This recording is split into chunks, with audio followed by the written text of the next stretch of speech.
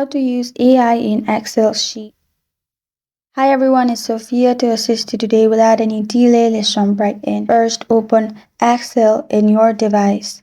Then you'll find Add-ins option. Click on Add-ins, then click on Search Add-ins and search for the AI you want. I'm searching numerous.ai. Then simply click on Add, and then your AI will be added in the right top. From here, you can sign in with your Microsoft account or sign in with your Google account. After you signed in, you will find all these options and commands to use AI.